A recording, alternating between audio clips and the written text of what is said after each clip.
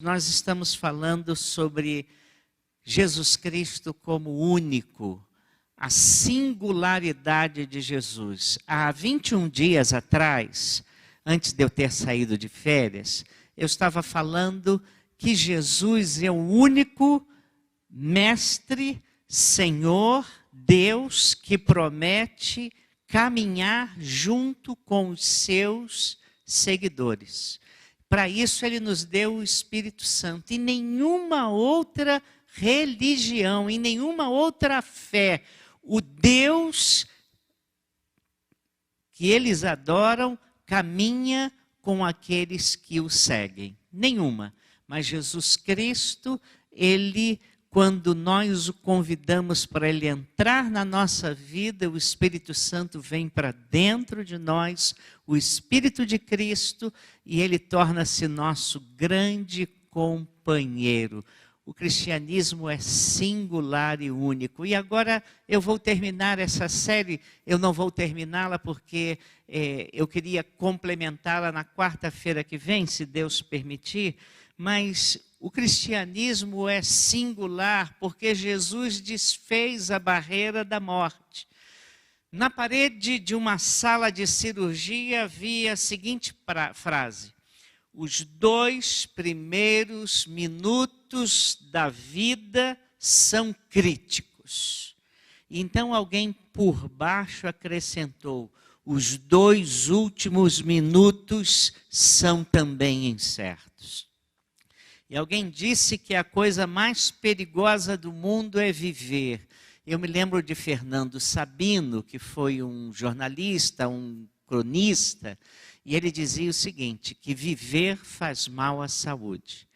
Dá problema no coração, nos pulmões, nos rins, na pele. Ele falou, viver faz mal à saúde. E é exatamente isso. Mas a coisa mais perigosa do mundo é viver. A taxa de mortalidade é de 100%, irmãos. Desde que o homem é homem, ele se interroga se há vida após morte. Thomas Hobbes, um filósofo, disse o seguinte: quando eu morrer, os vermes devorarão o meu corpo e entregar-me-ei ao grande talvez. Percebeu o pessimismo desse homem? Agora, o que as grandes religiões têm a dizer sobre a morte? O que faz o cristianismo ser tão singular e Jesus ser único? No seu todo, elas não lidam com a morte de um modo muito satisfatório. Eu vou começar com o hinduísmo e o budismo, irmãos. Tanto o hinduísmo e o budismo veio do hinduísmo. Tanto o hinduísmo quanto o budismo acreditam que há vida no além. Mas não é nada que se possa ansiar, não é nada que o fiel diga, ai, como eu anseio esse dia glorioso. Nada disso. No hinduísmo, o Atman, o espírito reencarna num outro corpo, e preste atenção no que eles pregam, e começa a apagar o mal que se praticou em existência anterior. O budismo prefere a palavra renascimento à palavra reencarnação. Mas olha o que ele diz. Ele crê que uma outra consciência carregada com a dívida moral de outras existências, carregada com a dívida moral de outras existências, irá emergir após a morte. E então, irmãos, nessas duas grandes religiões, o karma tem a palavra final para ambas.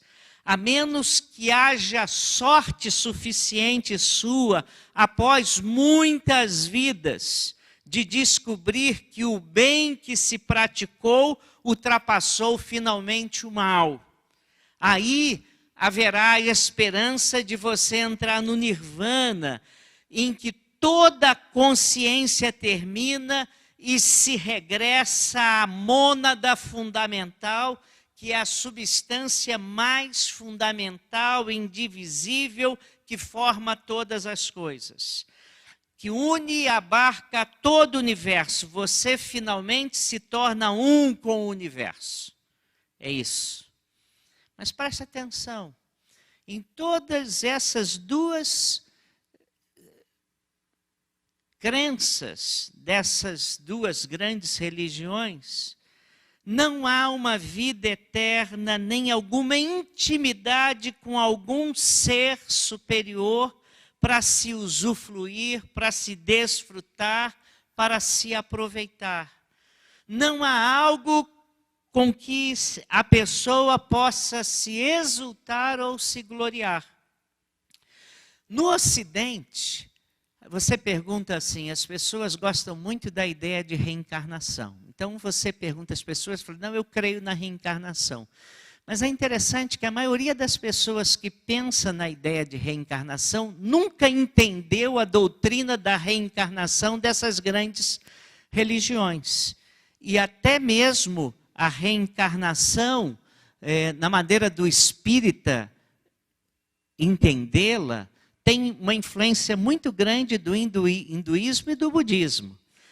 A reencarnação hoje vem se tornando um conceito popular. As pessoas pensam que vão ficar mais ricas, mais felizes na próxima existência.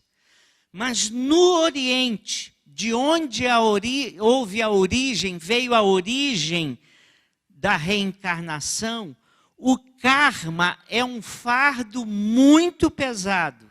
E ninguém encara o karma com muito prazer ou com esperança, irmãos. Mas nós aqui no Ocidente, que estudamos levianamente a doutrina da reencarnação, achamos que há muitas vantagens nisso. O que o Islã, os muçulmanos falam sobre a morte, o pós-morte? O que eles falam? Eles também creem que há vida após a morte. O dia final ou o dia do juízo tem um grande destaque, tem uma grande importância, proeminência no Alcorão. Suras são os versículos do Alcorão. Sura 75 fala disso, Sura 81, de 1 a 19, fala disso. Sura 83, de 4 a 21, fala do juízo final. O dia e a hora do juízo final é um grande segredo. Mas haverá 25 sinais da sua aproximação. Todos serão então ressuscitados. E os livros guardados pelos anjos escrivães serão abertos.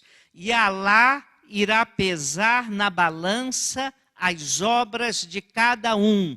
Isso está na Sura 23, versículos 102 e seguintes.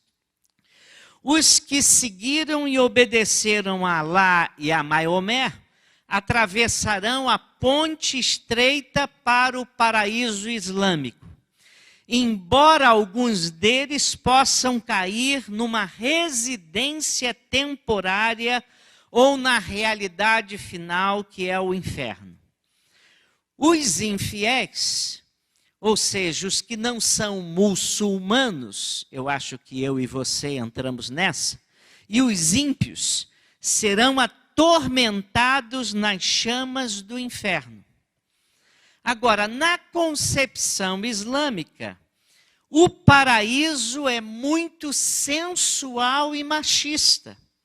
Na verdade, o paraíso não é alguma coisa que uma mulher possa ansiar muito. Não há um paraíso para as mulheres nesse sentido.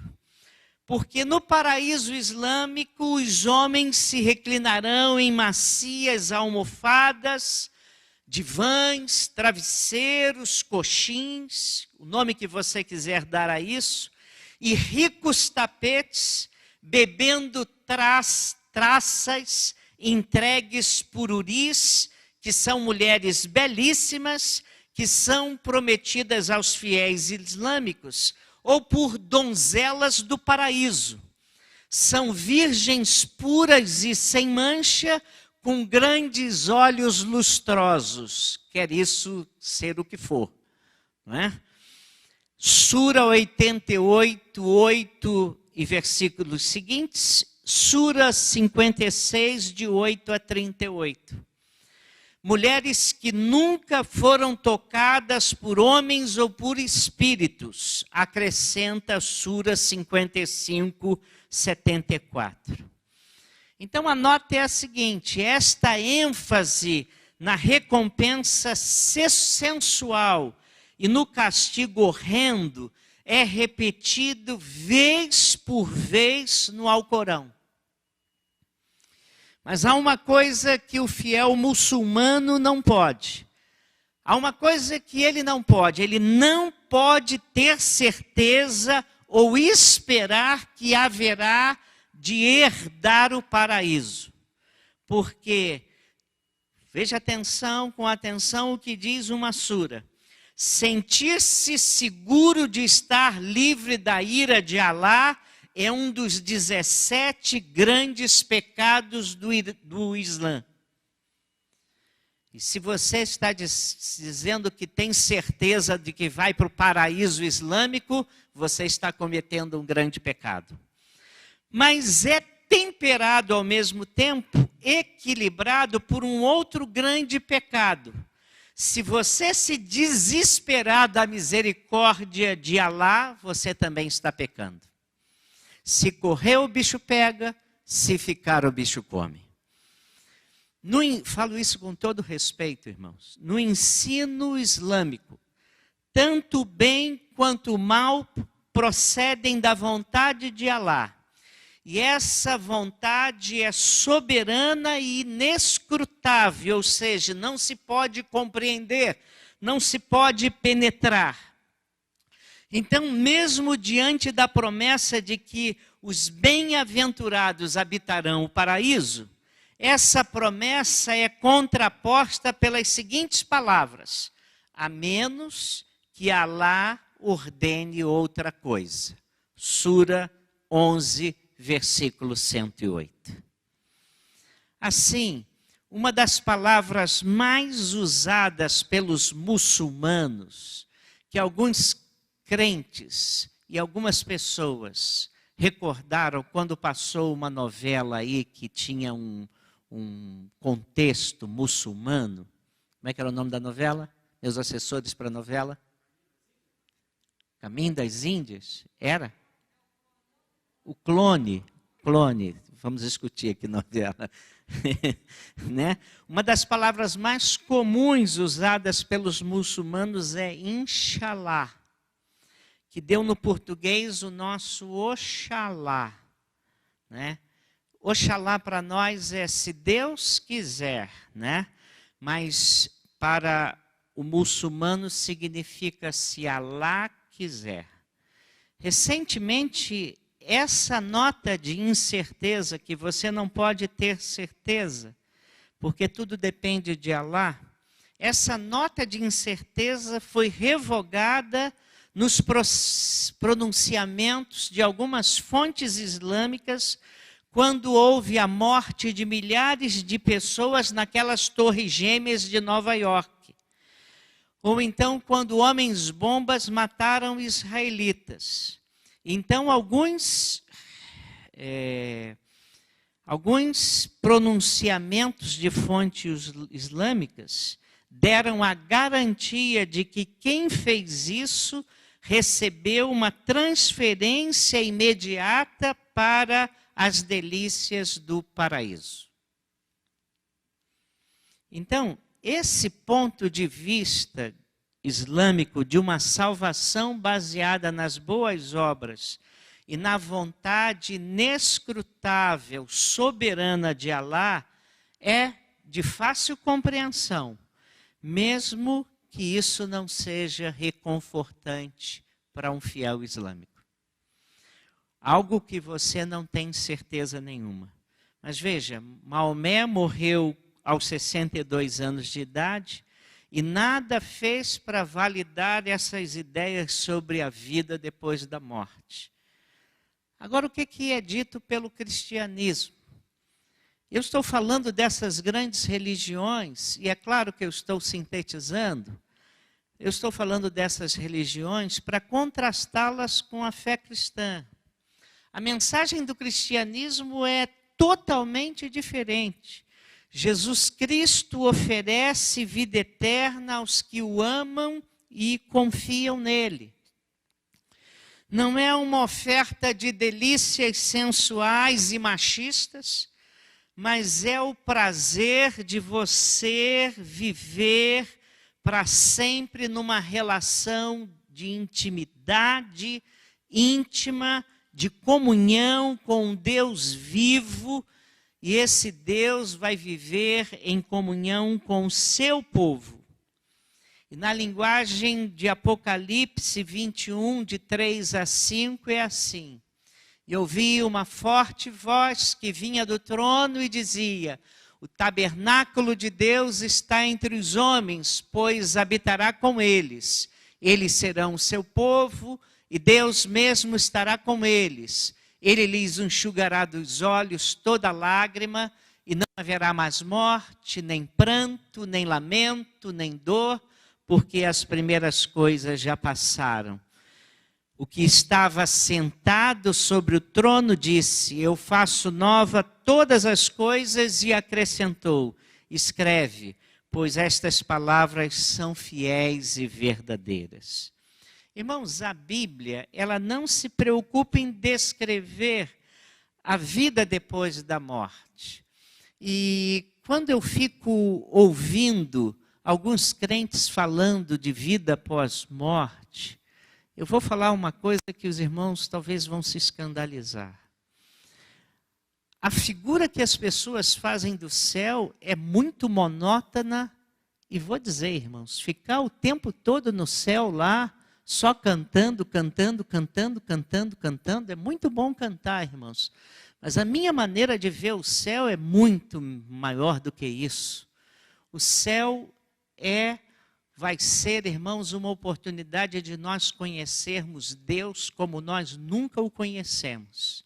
E Deus também vai revelar não só todos os propósitos que Ele tinha para nós, mas todos os propósitos que Ele tinha para o mundo. Eu creio que Deus vai nos revelar toda a sua criação, a grandeza da sua criação. Eu tenho para mim que nós vamos conhecer coisas extraordinárias que a nossa mente aqui não consegue captar, e nós captaremos lá.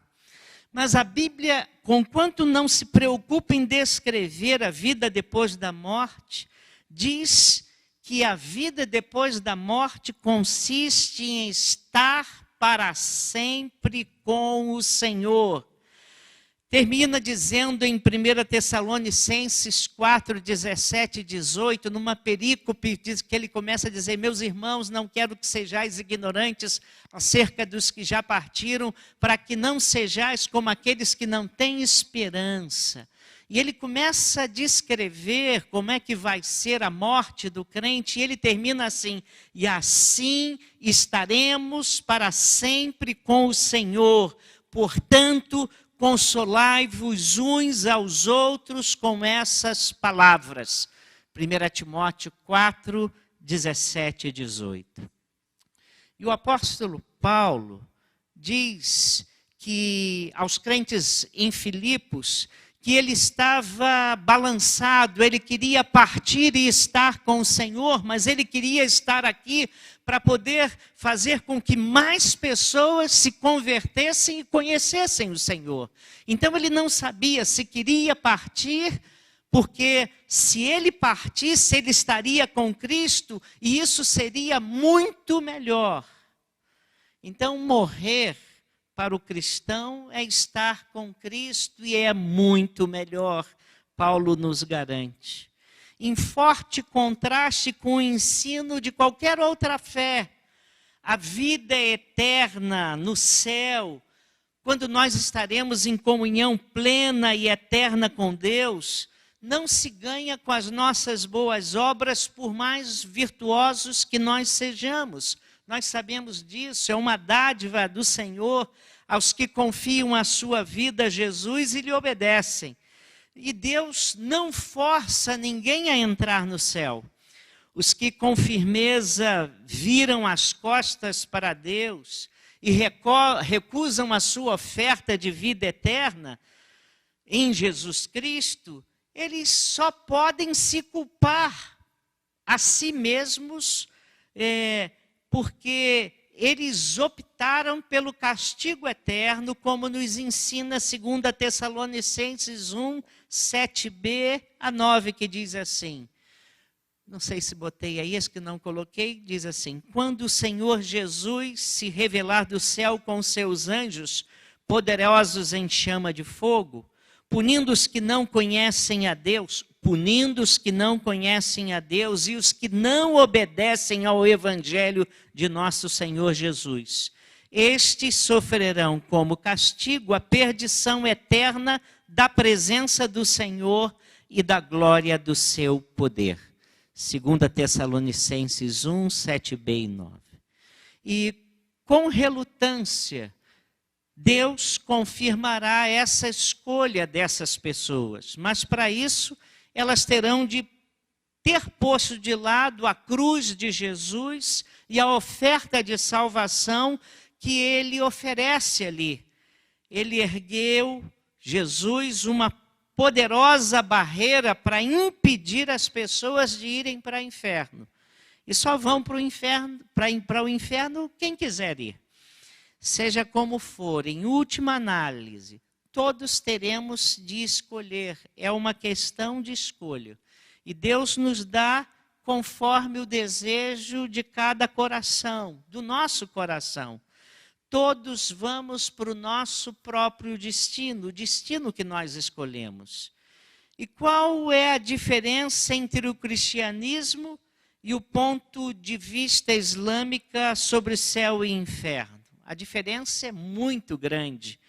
Jesus falando em João 14, de 1 a 3, diz assim, não se perturbe o vosso coração, crede em Deus, crede também em mim. Na casa de meu pai há muitas moradas, se não fosse assim, eu vos teria dito, pois vou preparar-vos lugar. Virei outra vez, e se eu for e vos preparar lugar, virei outra vez e vos levarei para mim, para que onde eu estiver, estejais vós também. E ele, Jesus, ele validou essa sua afirmação de que as suas ovelhas têm vida eterna, têm comunhão e vida íntima com Deus. Ele validou essa promessa ressuscitando do morte para uma nova vida radiante depois de 3 dias do Calvário. Foi precisamente isso que Jesus fez. E o fato de Jesus ter ressuscitado é uma prova muito forte. E ele venceu a morte. De entre todas as religiões do mundo, apenas Jesus ressuscitou das garras geladas da morte. Os ossos de Buda foram divididos e são venerados em muitos países diferentes. Os ossos de Maomé se encontram em Medina, mas os ossos de Jesus não estão em lado nenhum para serem vistos ou reverenciados. O seu corpo e todo o seu ser reergueu-se do pó da morte através da ação do Pai Celeste. Ele está vivo para todo sempre e foi a sua ressurreição do sepulcro que deu início a todo o movimento cristão. Irmãos, e ninguém deve crer numa reivindicação dessa, de que Jesus ressuscitou, se não houver provas. E as evidências da ressurreição de Jesus não são apenas muito boas, elas se impõem. Mas não dá para eu continuar hoje, eu tenho que deixar isso para quarta-feira que vem. E o que eu estou dizendo é, Jesus é diferente de todo mundo. Jesus é único, Jesus é singular, ele venceu a morte, ele oferece vida eterna. E a maior prova do poder de Jesus oferecer vida eterna é que ele mesmo venceu a morte, né? E para eu mostrar, eu sei que os irmãos, muitos irmãos sabem,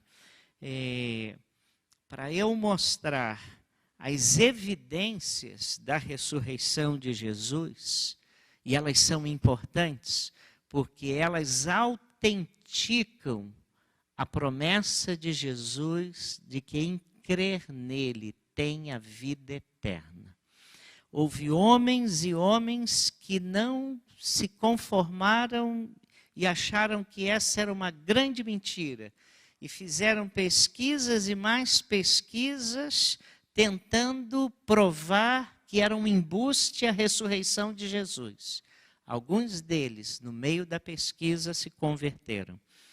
Mas, quarta-feira que vem, eu quero terminar essa série de estudos sobre a singularidade de Jesus, falando sobre as evidências da ressurreição e falando das evidências. A ressurreição de Jesus autentica que a sua promessa de quem crer nele tem a vida eterna é algo em que nós podemos descansar. Que Deus nos abençoe. Vamos terminar orando? Vamos? Ó Deus, nós não estamos crendo, não cremos numa grande fábula contada por homens no seu devaneio. Nós tivemos discípulos que duvidaram, eles não esperavam.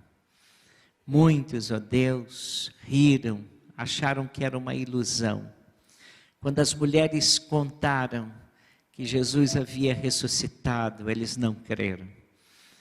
E alguns voltaram completamente desanimados. Mas Jesus ressurreto reapareceu a esses homens. Apareceu a mais de 500 pessoas de uma só vez. Apareceu a Paulo, o perseguidor fariseu que odiava o cristianismo. Apareceu a Tiago, um irmão cético, que vendo o seu próprio irmão ressurreto se converteu. Apareceu a Deus, e esse Jesus tem se revelado a nós como prova inequívoca de que Ele é o Senhor, é digno da nossa adoração, e Ele tem todas as credenciais para nos salvar. E nós podemos confiar na sua promessa de vida eterna. Nós te damos graças, Senhor, nós te louvamos, porque Jesus é o nosso Senhor e o nosso Deus. Nós te louvamos por tamanha salvação. Nós não somos dignos, somos salvos pela graça, mediante a fé. E nos regozijamos, nos exaltamos nessa grande salvação. Receba o nosso louvor e a nossa adoração, a nossa submissão ao teu Filho bendito. Que seja Ele glorificado séculos pelos séculos. Oramos assim, no nome dEle. Amém.